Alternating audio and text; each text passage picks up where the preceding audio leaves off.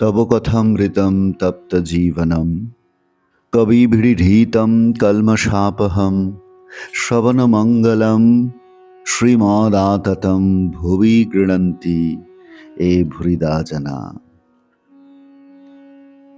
শ্রী শ্রী রামকৃষ্ণ কথামৃতের প্রাত্যহিক আমাদের আসর প্রাণারাম বাংলা চ্যানেলে, যার নাম প্রতিদিন প্রতি ঘরে শ্রী শ্রী রামকৃষ্ণ কথামৃত। আজকে আমরা রয়েছি ৫৫তম পর্বে। ঠাকুর শ্রী রামকৃষ্ণ দক্ষিণেশ্বরে নরেন্দ্রাদি অন্তরঙ্গ এবং অন্যান্য ভক্ত সঙ্গে, এই অধ্যায়ের তৃতীয় পরিচ্ছেদের মাঝামাঝি আমরা রয়েছি। বন্ধু মনি, আজ্ঞা ঈশ্বর লাভের মানে কি, আর ঈশ্বর দর্শন কাকে বলে, আর কেমন করে হয়? শ্রীরামকৃষ্ণ: বৈষ্ণবরা বলে যে ঈশ্বরের পথে যারা যাচ্ছে আর যারা তাঁকে লাভ করেছে তাদের থাক থাক আছে। প্রবর্তক, সাধক, সিদ্ধ আর সিদ্ধের সিদ্ধ। যিনি সবে পথে উঠছেন তাকে প্রবর্তক বলে। যে সাধন ভজন করছে, পূজা জপ ধ্যান নাম গুণকীর্তন করছে, সে ব্যক্তি সাধক। যে ব্যক্তি ঈশ্বর আছেন বোধে বোধ করেছে তাকেই সিদ্ধ বলে। যেমন বেদান্তের উপমা আছে, অন্ধকার ঘর, বাবু শুয়ে আছে, বাবুকে একজন হাতড়ে হাতড়ে খুঁজছে। একজন কৌচে হাত দিয়ে বলছে এ নয়, জানালায় হাত দিয়ে বলছে এ নয়, দরজায় হাত দিয়ে বলছে এ নয়, নেতি নেতি নেতি। শেষে বাবুর গায়ে হাত পড়েছে, তখন বলছে ইহ। এই বাবু, অর্থাৎ অস্থি বোধ হয়েছে, বাবুকে লাভ হয়েছে, কিন্তু বিশেষ রূপে জানা হয় নাই।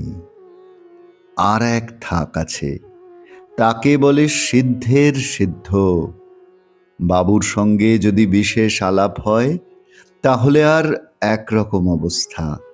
যদি ঈশ্বরের সঙ্গে প্রেম ভক্তির দ্বারা বিশেষ আলাপ হয়, যে সিদ্ধ সে ঈশ্বরকে পেয়েছে বটে। যিনি সিদ্ধের সিদ্ধ তিনি ঈশ্বরের সঙ্গে বিশেষ রূপে আলাপ করেছেন, কিন্তু তাকে লাভ করতে হলে একটা ভাব আশ্রয় করতে হয়, শান্ত, দাস্য, সখ্য, বাৎসল্য বা মধুর। শান্ত ঋষিদের ছিল, তাদের অন্য কিছু ভোগ করবার বাসনা ছিল না। যেমন স্ত্রীর স্বামীতে নিষ্ঠা, সে জানে আমার প্রতি কন্দর্প। দাস্য যেমন হনুমানের, রামের কাজ করবার সময় সিংহতুল্য। স্ত্রীরও দাস্য ভাব থাকে, স্বামীকে প্রাণপণে সেবা করে। মার কিছু কিছু থাকে, যশোদারও ছিল। সখ্য বন্ধুর ভাব, এসো এসো, কাছে এসে বসো। শ্রীদামাদি কৃষ্ণকে কখনো এঁটো ফল খাওয়াচ্ছে, কখনো ঘাড়ে চড়ছে। বাৎসল্য যেমন যশোদার, স্ত্রীরও কতকটা থাকে, স্বামীকে প্রাণ চিরে খাওয়ায়। ছেলেটি পেট ভরে খেলে তবেই মা সন্তুষ্ট। যশোদা কৃষ্ণ খাবে বলে ননি হাতে করে বেড়াতেন। মধুর যেমন শ্রীমতীর, স্ত্রীরও মধুর ভাব। এ ভাবের ভিতরে সকল ভাবই আছে, শান্ত, দাস্য, সখ্য, বাৎসল্য। মণি জিজ্ঞাসা করছেন, ঈশ্বরকে দর্শন কি এই চক্ষে হয়? শ্রীরামকৃষ্ণ, তাকে চর্মচক্ষে দেখা যায় না। সাধনা করতে করতে একটি প্রেমের শরীর হয়। তার প্রেমের চক্ষু, প্রেমের কর্ণ, সেই চক্ষে তাকে দেখে, সেই কর্ণে তার বাণী শোনা যায়। আবার প্রেমের লিঙ্গ যোনি হয়। এই কথা শুনিয়া মণি হো হো করিয়া হাসিয়া ফেলিলেন। ঠাকুর বিরক্ত না হইয়া আবার বলিতেছেন, এই প্রেমের শরীরে আত্মার সহিত রমণ হয়। মণি আবার গম্ভীর হইলেন। শ্রীরামকৃষ্ণ, ঈশ্বরের প্রতি খুব ভালোবাসা না এলে হয় না। খুব ভালোবাসা হলে তবেই তো চারিদিক ঈশ্বরময় দেখা যায়। খুব নেবা হলে তবেই চারিদিক হলদে দেখা যায়। তখন আবার তিনি আমি এইটি বোধ হয়। মাতালের নেশা বেশি হলে বলে আমি কালী। গোপীরা প্রেমোন্মত্ত হয়ে বলতে লাগলো আমি কৃষ্ণ। তাকে রাত দিন চিন্তা করলে তাকে চারিদিকে দেখা যায়। যেমন প্রদীপের শিখার দিকে যদি এক দৃষ্টে চেয়ে থাকো, তবে খানিকক্ষণ পরে চারিদিক শিখাময় দেখা যায়। অপূর্ব একটি সুন্দর অংশ আমরা শ্রী শ্রী রামকৃষ্ণ কথামৃত থেকে আজকে পাঠ করলাম বন্ধু। আমরা দেখছি যে ঠাকুর গোপীদের কথা বলছেন, শ্রীমতীর কথা বলছেন। শ্রীমতীর মধ্যে এই মধুর ভাব, সেইটির কথা বলছেন যে ভক্ত একটি ভাবকে আশ্রয় করে ভগবানের সঙ্গে একাত্মতা অনুভবের চেষ্টা করেন। কখনো শান্ত ভাব, কখনো দাস্য, সখ্য, বাৎসল্য, মধুর। কাম এবং প্রেমের প্রধান পার্থক্য তো এইখানেই, যে কামে কেবল আত্মসুখের প্রয়াস, আর প্রেমে স্বার্থপরতার নাম গন্ধ নেই। শ্রী শ্রী চৈতন্য চরিতামৃত গ্রন্থে খুব সুন্দর করে এই অংশটি বলা হয়েছে। আসুন আমরা সেই অংশটি শুনি। আত্মেন্দ্রিয় প্রীতি ইচ্ছা তার নাম কাম, কৃষ্ণেন্দ্রিয় প্রীতি ইচ্ছা ধরে প্রেম নাম। কামেরও তাৎপর্য নিজ সম্ভোগ কেবল, কৃষ্ণ সুখ তাৎপর্য প্রেম তো প্রবল। আত্মসুখ দুঃখ গোপী না করে বিচার, কৃষ্ণ সুখ হেতু করে সব ব্যবহার। লোকধর্ম বেদ ধর্ম দেহ ধর্ম কর্ম, লজ্জা ধৈর্য দেহ সুখ আত্মসুখ মর্ম। সর্বত্যাগ করয় করে কৃষ্ণের ভজন, কৃষ্ণ সুখ হেতু করে প্রেমের শোভন। ইহাকে কহিয়ে কৃষ্ণের দৃঢ় অনুরাগ, স্বচ্ছ ধৌত বস্ত্র জইছে নাহি কোনো দাগ।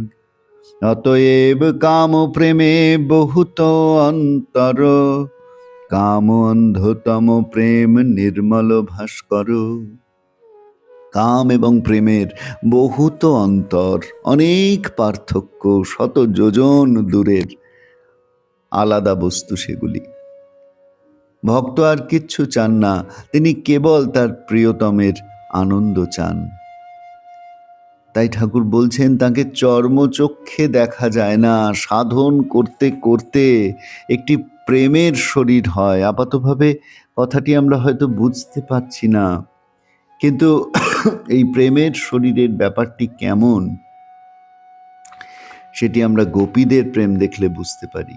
গোপীদের প্রেমা ভক্তি, অহংকার মমতা, এই দুটি জিনিস প্রেমা ভক্তিতে থাকে। অহংতা কিনা আমি যদি কৃষ্ণের সেবা না করি তবে তার অসুখ হবে, এতে ঈশ্বর বোধ থাকে না। আর মমতা কিনা আমার আমার করা, শ্রীকৃষ্ণের পায়ের কাছে কাঁটা ফোটে, পাছে কাঁটা ফোটে, সেই জন্য গোপীদের সূক্ষ্ম শরীর তার চরণতলে থাকত। গোপীদের এত মমতা। এই যে কৃষ্ণকে আমাদের রক্ষা করতে হবে, আমরা তাকে ভালোবাসি, যে ভগবানের প্রতি এই যে অপূর্ব প্রেম, এইটি আমরা বৃন্দাবনের গোপীদের ভালোবাসায়, শ্রীমতীর ভালোবাসার মধ্যে দেখতে পাই। ঠাকুর বললেন সাধনা করতে করতে একটি প্রেমের শরীর হয়, তার প্রেমের চক্ষু, প্রেমের কর্ণ, সেই চক্ষে তাকে দেখে। আর এই দেখাটা কেমন? তারপর তিনি বলছেন ঈশ্বরের প্রতি খুব ভালোবাসা হলে চারিদিক ঈশ্বরময় দেখায়, সর্বত্র তিনি বিরাজমান, সেই দৃষ্টিটি উন্মোচিত হয়েছে। খুব নেবা হলে তবে চারিদিক হলুদ দেখায়। ঠাকুর সেই উদাহরণটি দিয়ে বলছেন, সেই উপমাটি দিয়ে বলছেন যে ভক্তের অবস্থা তেমন হয়, তিনি সর্বত্র কৃষ্ণকে দেখেন, যেথা যেথা দৃষ্টি পড়ে সেথা সেথা কৃষ্ণ স্ফুরে। এই কথা স্বামীজি বললেন, বহু রূপে সম্মুখে তোমার, ছাড়ি কোথা খুঁজিছ ঈশ্বর, জীবে প্রেম করে যেই জন, সেই জন সেবিছে ঈশ্বর। বহু রূপে তিনি বিরাজমান আমাদের সম্মুখে, সেই বহু রূপে বিরাজমানকে দেখার দৃষ্টিটি উন্মুক্ত হয়ে যায়। শ্রীমদ্ ভাগবত গীতায় ভগবান বলেছেন সে কথা, বলেছেন সর্বভূতস্থমাত্মানম সর্বভূতানি চাত্মনি ঈক্ষতে যোগযুক্তাত্মা সর্বত্র সমদর্শনঃ यो मां पश्यति सर्वत्र सर्वं च मयि पश्यति तस्याहं न प्रणश्यामि स च मे न प्रणश्यति सर्वभूतस्थितं यो मां भजेत्येकोत्यमास्थितः सर्वथा वर्तमानोऽपि स योगी मयि वर्तते।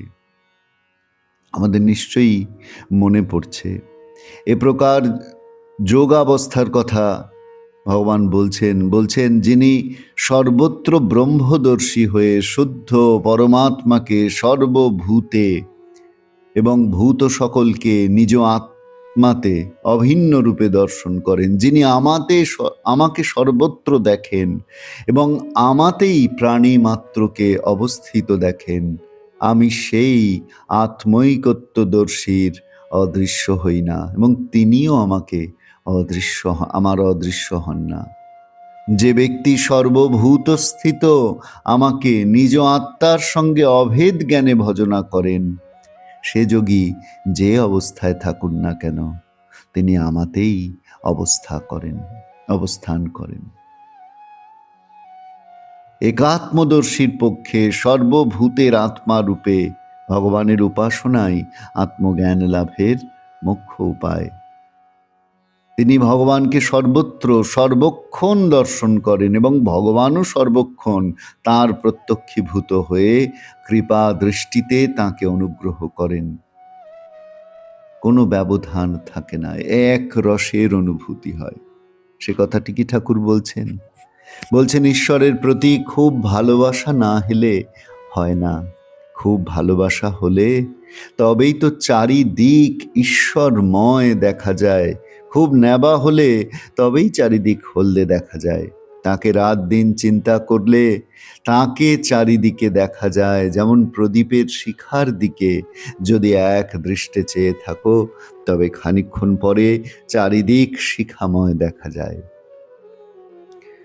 আসুন বন্ধু, আমাদের আজকের এই পর্বের শেষে আমাদের প্রার্থনা হোক, আমাদের হৃদয়ে যেন সেই ভাব জাগ্রত হয়, আমাদেরও যেন সেই চক্ষু উন্মোচিত হয়, আমরা যেন সর্বত্র তাকে দেখতে পারি, তাঁর দর্শন করতে পারি। এই ভাবটি আমাদের মনে জাগ্রত থাকুক, এই সাধনা আমাদের জীবনে সফল হয়ে উঠুক। সকলে ভালো থাকবেন। আগামীকাল আমরা আবার আসবো শ্রী শ্রী রামকৃষ্ণ কথামৃত নিয়ে। প্রতিদিন প্রতি ঘরে শ্রী শ্রী রামকৃষ্ণ কথামৃত।